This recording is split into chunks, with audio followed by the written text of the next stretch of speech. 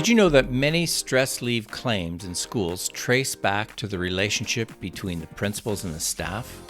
Hi there, I'm Stan Baker, one of your hosts, along with Shelley Steele, and in this episode, recorded earlier this year with Steve and Shelley, our guest is Shauna Streich, Case Manager, Disability Benefits Plan, the Manitoba Teachers Society. Shauna shares insight from a Manitoba project that tackled the root causes of rising stress leave claims and mental health challenges in schools. The findings were clear. Many claims stem from the principal-teacher relationship, highlighting the urgent need for training and support in adult-to-adult dynamics. This episode is brought to you by the word stress. Hungarian-Canadian endocrinologist Hans Selye introduced the modern scientific use of stress while studying how organisms respond to challenges. Interestingly, Selye describes stress as neither inherently good nor bad. It can be eustress, positive, motivating, or distress, harmful. A nuance often overlooked in schools where stress is usually seen only negatively. Under high stress, the brain allocates resources to survival responses, reducing the ability to absorb and process new information. For principals and teachers, this means that stress management is not just about well-being. It's also directly tied to academic achievement and classroom performance. Our website, www.restorative.ca, is for principals who deal with adult conflict, who want to make it right in schools, and who want to make it about kids learning. And if you're new to your role in the last 4 years or less, email me, stan@restorative.ca. Now let's join this conversation recorded earlier this year.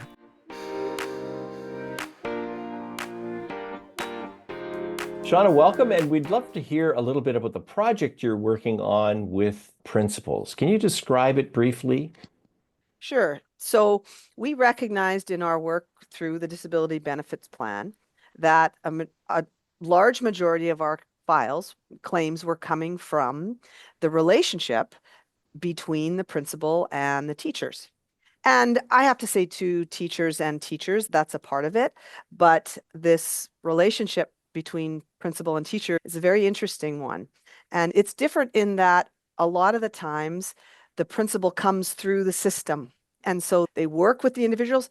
In some, like the school division I'm working with in Manitoba, some of these principals were students in the division. Right. So they've really made their way up, right? And so what happens is that we notice that when they get to a point where it begins, they know how to manage students. They've done that for most of their career.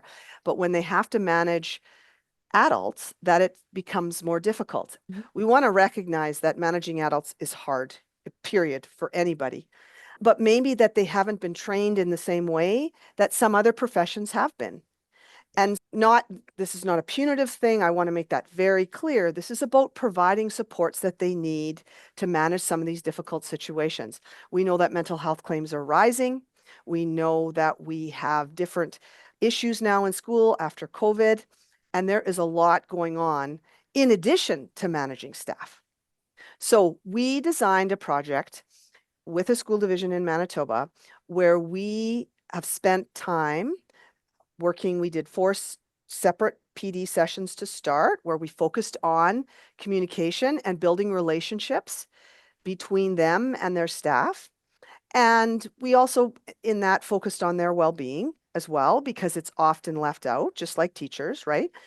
And then what we did is, in their enthusiasm, they decided that they wanted to do a Guarding Mind survey, which is it's a check on psychological well-being in the school division. And it's been done by schools all over Canada, something we did in partnership with EdCan. And what that did is that really gave us a picture of how the school division is doing. And we were also able to get data by school as well. So now we had conversations about it, but now we had actually data to support what areas were going really well and what areas maybe needed some attention. I'm just wondering what some of the initial reaction has been like. How during the sessions, what's the participation like? So we started the workshops before we ran the data. And so when we started it, we just gave them some basics about what do mental health claims look like? How do we talk about mental health in the schools? How do we talk about mental health with each other? Do you know that when somebody comes off with us that has a cancer claim, what it looks like compared to what someone has a mental health claim and how different it is, how they're received back at school, whether they receive casseroles, what the conversation is like when they come back. To a lot of them, they hadn't actually thought about it. They knew it. And so a lot of this was just educational to start with. And when we began to offer tools about how to have that conversation, they loved it. They were like, okay, we didn't know that. We don't know how to start conversations on that. They didn't know that not only do schools have a duty to accommodate, but they have a duty to inquire about how somebody's doing. So there was a lot of learning. We provided support so that they could, if somebody was struggling, they could give them to somebody else who might be more able to have conversations about it. So at the beginning, it was all really good. And we were building momentum. And so we went ahead and did the survey. After the survey, and then we came back, it had a little different feel. There were some, especially after that was okay with the division data. I think they were okay with that. I don't think they were surprised by some of it. But when it came to the school data, it has been a bit of a digestive process, we'll call it. One thing I will say about principals is their school is their passion. And when someone comes in and says, so here's the areas that are going well, here's some areas that need a little bit of work, they take that to heart. And like any human being, some of us take feedback better than others. And some people get defensive, some people get angry, some people start to cry. We had all of those reactions. And now what we've done in the second phase of this, I have met with all the principals and actually had one-on-one sessions to say, okay, tell me what you think. And that's a different feeling than when you're sitting in a group, and really worked through what is bothering them, what they didn't like. And so we've had some really, honestly, it's been one of the most fascinating times, is digging into the data more, understanding what's happening for them in the school and how that manifests in the data. That gap between perception and data is a really tough one to overcome. Ooh. Can you illustrate how that was done with some of the principals who did well with that and maybe who didn't do so well with that? So what we did is, with the help of EdCan, we took out 6 kind of basic data points that spoke to psychological health within their school, spoke to loneliness, which we know has become a huge marker across Canada. We know that 70% of teachers and staff at schools are feeling lonely. And that's something that's really unique to public schools, because when we add in the data of preschools and post-secondary schools, it drops down to 45%. So this is something that is unique to public schools. And so that in itself is something that principals have to take in and digest, right? And a lot of them take that personally, that it's their fault, right? We looked at bullying. How many people are being bullied? Is it safe to speak up? That was another category we looked at. And then we looked at burnout, which was an astronomical number. When we looked at administrators across the division, we had 97% burnout rate. Wow. And that's pretty standard across Canada. That wasn't anything unique to this division. So in bridging the gap, I think this is what digging into the data has done. And remember, we're still in the process of understanding this. We found that there was, for lack of a better word, some sabotaging of the data by the teachers. So because we had identifiers like school, teachers didn't, for their own anonymity and for their safety, they wouldn't give it to us. So we had a school that had 25 staff come back with 135 results from that school. So we know that people just pick that one instead of their own, right, to save their identity. So that was the first piece that we wanted principals to know, is that this data isn't perfect, so don't take it personally. And then the second piece, as a bunch of the principals actually collect their own data within their school, and there was some dissonance between their own findings and what we found. And that was hard for them. They're like, we didn't even know about this. We've been asking our staff and it didn't come through. And so what we're doing with the focus groups is trying to dig into that. I think what we're finding out is some of this is more people were speaking about their division as opposed to speaking about their school. But again, we need to find out more information. But we're really trying, it was really hard on some principals and trying to remind them that this was not personal. This was just, it's a point of time too, right?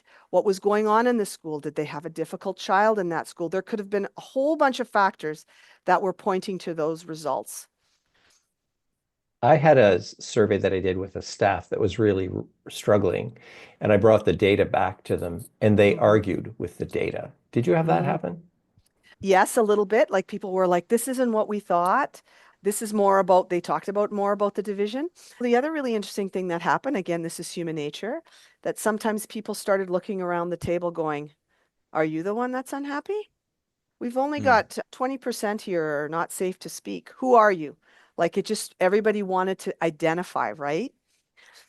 So it's been an interesting process as our goal is obviously to build a model that we can share with other school divisions in our province. And whether the school data is helpful or not is still a point of discussion because it was very difficult for principals to have this data in front of them. Surveys are interesting in education in particular because we get surveyed on a lot of things and with the hope of feeling part of the final documents, the final mission statement, whatever that is. And I don't know that is always the feeling for those in the schools that is actually happening, that they're ticking a box because they have to gather this. So I wonder if that played into it at all, that is this really meaningful or is this just something else that the board is doing to address mental health concerns? It's an excellent point you've made, and principals spoke to that, this idea of initiative fatigue. And is this just another one of those things that we checked off and nothing's going to happen with it? But why we're spending so much time and digging into this is because that's exactly what we don't want it to be. The whole point of this is we're trying to reduce mental health claims in a school. And those mental health claims come from both principals because principals are also members, right? And teachers. And so that's the whole point of all of this. So we really that's what we're trying to do is reflect this information back. Here's what we hear you saying, and here's what we're planning to do. Yeah, so we did this. One of the things that I wanted to try and work with principals is give them some tools with how to have conversations and how to relate to difficult people sometimes. Because let's be honest, not every member of our staff is always enthusiastic and loves everything we do. Maybe we're wired a little different, right? We might, without even knowing that, what's going on, we've hurt their feelings or we've done something as holy cow, I don't even know what we've done. So one of our PD sessions, we worked with a few tools, and one of the tools we worked with David Rock's SCARF model. So it is a model that is based on it's basically a way of explaining anxiety that people go through. And so there's 5 levels: status, certainty, autonomy, relatedness, and fairness.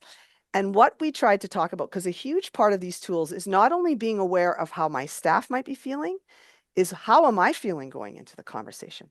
Is my status being threatened here?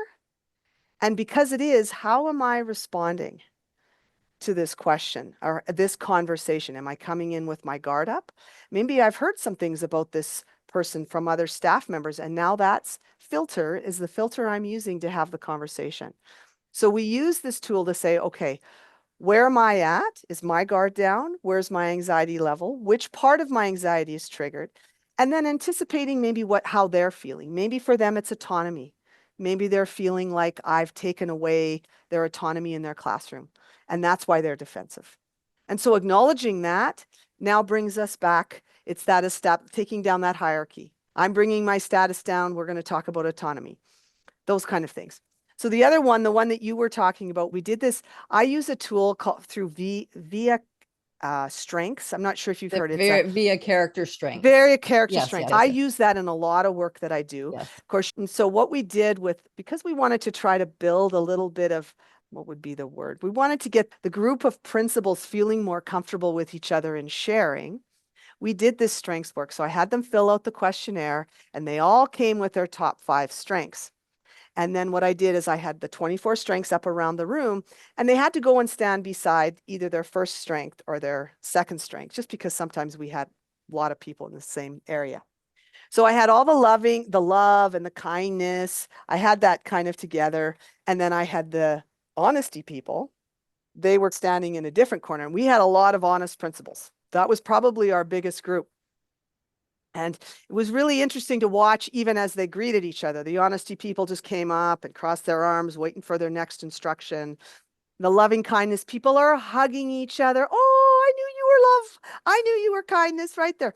Hugging each other. And the honesty people are like, what is happening? So we talked about that. We talked about every aspect of how our tendencies and how it shapes our conversations with people, and even how we greet people and make people feel at ease. So we use the example of emails, for instance. Honesty people, how do they send emails? Very short, very succinct. So I asked the kindness people, how do you feel about their emails? What I mean? They have tone. I don't really like it. Loving kindness people, how do you send emails? I like to say hello and see how their day's going. Okay, honesty people, how do you like that? Can't stand it. Just get to your point. I don't even read your email. What? Like they were shocked, right? What do you mean you don't read my email? But just in understanding, using that example of how we like to function, perhaps if I'm sending an email to an honesty person, I don't make it 5 paragraphs. Maybe I make it 1. And vice versa. If I'm sending to a loving kindness person, perhaps maybe I soften it a little bit so that we start off in the same place. So I just wanted them to have that self-awareness piece. Who am I? No one being better than anybody else, but understanding where you're starting is a great place to have a start of a conversation.